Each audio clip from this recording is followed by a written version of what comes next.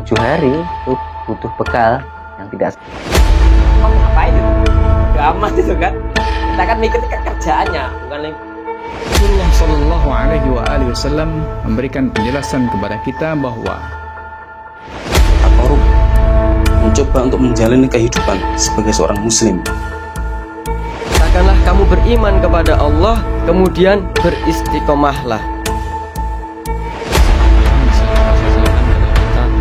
Paknya konfigurasinya sangat sama. Utsman bin Affan itu sudah dirintis. Bagaimana seorang muslim itu harus memiliki sebuah keyakinan. Assalamualaikum warahmatullahi wabarakatuh. Alhamdulillahi rabbil alamin. Sallallahu wasallam ala sayyidina wa nabina Muhammadin wa ala alihi wa sahbihi wa tabi'ina lahum bi ihsan ila yaumiddin, amma ba'du. Alhamdulillah, puji syukur kehadirat Allah Subhanahu wa taala yang telah memberikan kesempatan, memberikan kekuatan, dan memberikan segala macam kenikmatan kepada kita semuanya. Sehingga pada kesempatan kali ini kita bisa berjumpa kembali di acara kajian Ramadan pada kesempatan kali ini. Para pemirsa, hadirin yang saya hormati rahimakumullah, berkaitan dengan saum, Rasulullah Sallallahu Alaihi Wasallam di dalam sebuah hadis yang diriwayatkan oleh Imam Al-Bukhari pernah mengatakan, "Man lam yada' qaul az-zur wal 'amal bihi falaysa lillahi hajatun an yada'a ta'amahu wa syarabahu." Man lam yada' qaul az-zur, barang siapa tidak meninggalkan qaul az-zur, perkataan az-zur yang biasa diartikan dusta atau bohong, wal amala bihi, dan mengamalkan pada az-zur, pada perkataan dusta, falaysa lillahi hajatun, maka Allah tidak butuh ayyada'a ta'amahu wa syarabahu, dia meninggalkan makanannya, wa syarabahu, dan minumannya. Di dalam hadis ini Rasulullah Sallallahu Alaihi Wasallam memberikan penjelasan kepada kita bahwa orang yang berpuasa sementara dia tidak meninggalkan qaul az-zur, berkata zur, dan tidak meninggalkan al-amal biz-zur, mengamalkan pada az-zur, maka dikatakan oleh Nabi Sallallahu Alaihi Wasallam, Allah enggak butuh puasanya. Falaysa lillahi hajatun an yada'a ta'amahu wa syarabahu. Allah tidak butuh dia meninggalkan minuman dan makanannya. Artinya Allah Subhanahu wa taala tidak butuh puasanya. Dengan kata lain, makna dari tidak butuh puasanya artinya Allah la yaqbalu siyamahu. Allah tidak menerima puasanya. Sebab apa yang kita ketahui dan kita yakini bahwa jelas Allah Subhanahu wa taala tidak butuh kepada amal hambanya tentunya, dan tidak butuh kepada siapapun, karena Allah Subhanahu wa taala adalah zat yang maha kaya. Allah Subhanahu wa taala tidak butuh kepada seluruh makhluknya. Lalu apa maknanya? Falaysa lillahi hajatun an yada'a ta'amahu wa syarabahu. Allah tidak lagi butuh dia meninggalkan makanan dan minumannya, artinya tidak lagi butuh puasanya. Tentu tidak ada makna kecuali maksudnya adalah Allah tidak menerima puasanya.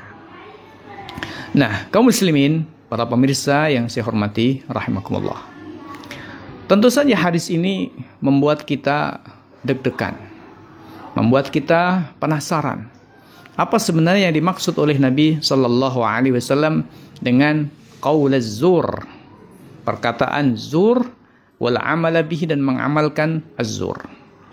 Sebab di dalam bahasa Arab kata az-zur ini bisa memiliki beberapa makna.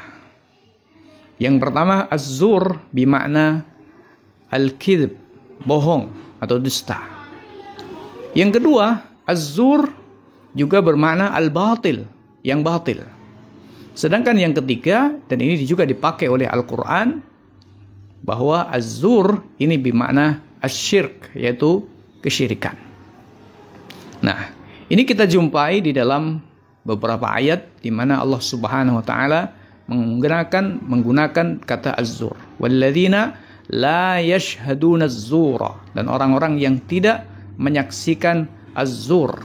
Nah, yang dimaksud dengan az-zur di sini menurut sejumlah mufassirin maknanya adalah mereka tidak ikut hadir, tidak ikut menyaksikan, ikut serta di dalam perayaan ibadahnya orang-orang kafir. Sebab di dalam perayaan ibadahnya orang kafir, di situ terdapat az-zur. Apa? Terdapat kesyirikan, terdapat al-isyraku billah, menyekutukan Allah Subhanahu wa taala. Nah, az-zur yang bermakna asyirku billah, menyekutukan Allah Subhanahu wa taala, ketika kita fahami dengan jeli juga bermakna adanya kedustaan. Sebab mengatakan bahwa ada sekutu bagi Allah itu adalah merupakan buhtanun azim, merupakan kedustaan yang besar. Nah, oleh karena itu maka pada intinya kata az-zur ini bisa kita maknai sebagai asyirku, bisa kita juga maknai sebagai al-batil, kebatilan, karena syirik itu pasti batil. Bisa kita maknai al-kadzib, kebohongan, karena kesyirikan juga bermakna atau berarti di dalamnya ada kebohongan, bahkan merupakan buhtanun azim, kebohongan yang besar. Para pemirsa yang saya hormati rahimakumullah. Sehingga ketika kita berpuasa ataupun tentu tidak berpuasa, sebagai seorang mukmin kita diperintahkan untuk meninggalkan qaulaz zur, berkata dusta. Kita diperintahkan untuk meninggalkan syirik. Jelas, kita diperintahkan untuk meninggalkan al-batil, perkara yang batil menurut hukum Allah Subhanahu wa taala. Maka lanjutan hadisnya mengatakan wal amala bihi, dan mengamalkan az-zur. Jadi bukan hanya mengatakan tetapi juga mengamalkan. Nah, dari sini kita semakin memahami bahwa kata az-zur di sini bisa bermakna perbuatan yang isinya adalah kesyirikan atau kebatilan, atau juga bisa bermakna ucapan yang ucapan isinya adalah kebohongan atau kebatilan, atau juga isinya adalah bentuk ucapan-ucapan syirik. Semuanya diperintahkan oleh Allah Subhanahu wa taala untuk ditinggalkan, khususnya terkhusus lagi bagi orang yang sedang puasa, yang mana dikaitkan dengan puasa karena seyogyanya, semestinya dalam keadaan puasa seorang hamba semakin taat dan semakin takwa kepada Allah Subhanahu wa taala. Nah, para pemirsa yang saya hormati rahimakumullah. Kita tentu perlu mendalami hadis ini lebih dalam lagi. Sebab ketika kita melihat tentang yang kita sebut dengan kebatilan, yang kita sebut dengan kedustaan, maka ada kebatilan yang dilakukan oleh individu, ada kedustaan yang dilakukan oleh individu. Ada kebatilan yang diyakini oleh individu, kedustaan yang diucapkan oleh individu. Akan tetapi juga ada sebuah kebatilan, sebuah kedustaan yang diyakini oleh masyarakat, bahkan diterapkan dan diperjuangkan oleh sebagian manusia dan diterapkan oleh sebuah negara. Apa itu? Az-zur bermakna al-batil, bermakna al-kadzib, bermakna kedustaan dan kenyataannya tidak ada, hakikatnya tidak ada menurut ketetapan hukum Allah Subhanahu wa taala yang saat ini diamalkan oleh manusia, yang saat ini dipraktikkan oleh berbagai bangsa di berbagai negaranya, yaitu adalah apa yang kita sebut dengan demokrasi.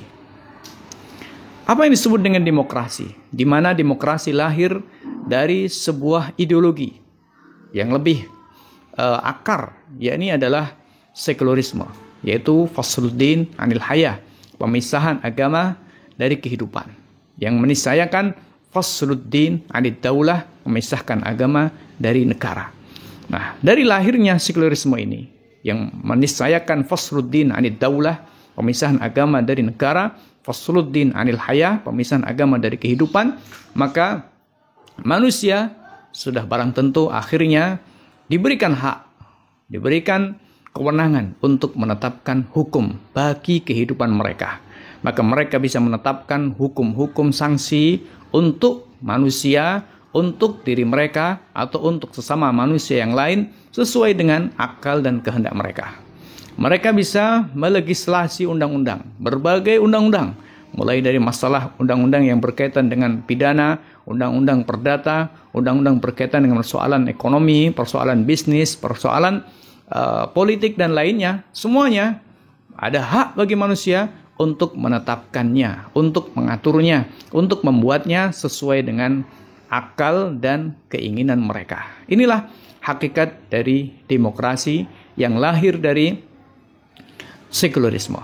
Yang mana ketika kita teliti, ketika kita dalami secara lebih mendalam, maka demokrasi sebagaimana dikatakan oleh para ahli, para ulama, sebagaimana sebuah buku kecil yang ditulis oleh Syekh Abdul Qadim Zallum, bahwa demokrasi itu pada intinya adalah memberikan asyadah, memberikan kedaulatan, dalam arti memberikan hak untuk menetapkan hukum, mengatur kehidupan, menetapkan sanksi dan hukuman bagi manusia, menetapkannya milik manusia atau menjadi hak manusia. Tentu saja ini merupakan sebuah kebatilan. Kenapa kebatilan? Karena di dalam Islam, sebagaimana ini telah disepakati oleh seluruh ulama, bahwa la hakima illallah. Tidak ada yang berhak mengeluarkan hukum kecuali Allah. Inil hukmu illa lillah. Begitu kata Allah Subhanahu wa taala di dalam Al-Qur'an. Dan ini kemudian ditegaskan oleh Allah Subhanahu wa taala di dalam banyak ayatnya. Ayat yang sering kita baca dalam Quran surat Al-Maidah, "Wa man lam yahkum bima anzalallahu faulaika humul kafirun." Barang siapa tidak berhukum dengan hukum Allah, maka faulaika humul kafirun. Maka mereka adalah orang-orang yang kafir ketika mereka meyakini hal itu boleh saja. Ketika mereka meyakini hukum buatan manusia, hukum selain Allah Subhanahu wa taala lebih baik daripada hukum Allah Subhanahu wa taala. Ketika mereka meyakini kehalalannya, maka mereka faulaika humul kafirun. Kemudian ayat yang lain mengatakan wa man lam yahkum bima anzalallahu faulaika humul zalimun. Barang siapa berhukum dengan selain apa yang Allah Subhanahu wa taala turunkan, faulaika humul zalimun, maka mereka adalah orang-orang yang zalim. Di dalam ayat yang lain yang masih dalam satu topik, Allah Subhanahu wa taala mengatakan wa man lam yahkum bima anzalallahu faulaika humul fasiqun. Nah, para ulama menjelaskan humul zalimun, humul fasiqun, zalim dan fasik adalah apabila seorang menerapkan, mengamalkan hukum selain hukum Allah Subhanahu wa taala, akan tetapi mereka menyadari bahwa itu merupakan sebuah kesalahan. Mereka menyadari bahwa itu adalah sebuah dosa, akan tetapi mereka tetap mengamalkannya sehingga mereka tidak melakukan istihlal. Oleh karena itu maka mereka dianggap melakukan dosa sehingga mereka disebut oleh Allah dengan zalim atau fasik. Nah, kaum muslimin, para pemirsa yang saya hormati rahimakumullah. Oleh karena itu maka seharusnya puasa kita ini mendorong kita untuk meninggalkan segala jenis azur, segala jenis kedustaan. Kita tidak berkata bohong kepada orang. Kita tidak berkata dusta kepada istri kita, kepada anak kita, kepada teman kita, kepada pelanggan kita. Tapi tidak cukup di sini. Kita juga seharusnya meninggalkan sebuah sistem yang berisi tentang kebatilan, tentang azur, yang berisi yang berisi kebatilan, yang berisi menetapkan hak, menetapkan hukum bagi selain Allah Subhanahu wa taala, dan ini adalah az-zur al-akbar. Ini merupakan sebuah kedustaan, merupakan sebuah kebatilan yang lebih besar dibanding kita berbohong, membohongi orang lain tentang satu hal, tentang satu masalah bisnis tertentu misalnya. Itu lebih kecil dibanding dengan kita melakukan apa yang disebut dengan menetapkan hukum dengan selain hukum Allah Subhanahu wa taala. Oleh karena itu maka ketika kita berpuasa dan mengingat hadis Nabi sallallahu alaihi wasallam, "Man lam yada' qaula az-zur wal 'amala bihi falaysa lillahi hajatun an yada'a ta'amahu wa syarabahu." Seharusnya puasa kita mendorong untuk berusaha dan berjuang bagaimana masyarakat ini, bagaimana umat ini beranjak dan meninggalkan sistem, meninggalkan paham yang mengakibatkan berbagai macam kerusakan ini. Karena memang Al-mabni 'alal batil batil. Yang dibangun di atas kebatilan tentu hasilnya adalah kebatilan.